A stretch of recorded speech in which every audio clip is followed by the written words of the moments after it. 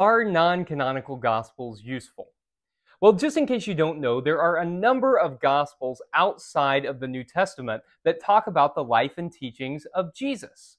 Now, most of those gospels were written pretty late, but at least one of those gospels, the Gospel of Thomas, was written much earlier than the rest, and some scholars even believe that it may have been a contemporary of the Gospel of Mark. Now, the Gospel of Thomas is what we call a sayings source. That means that it does not contain narrative, but rather contains a collection of sayings attributed to Jesus.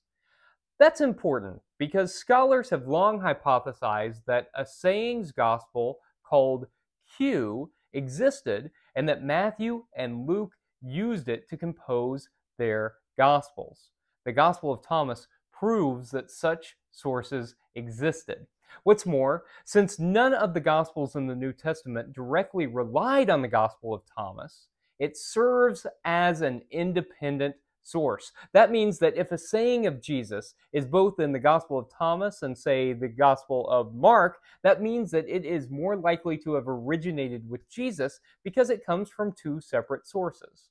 Now, most of the other non-canonical Gospels imagine what Jesus' life might have been like before the recorded events in the Gospel.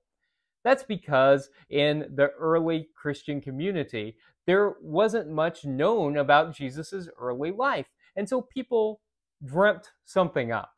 The infancy Gospels talk a lot about what Jesus' life was like when he was a child, say the infancy Gospel of Thomas.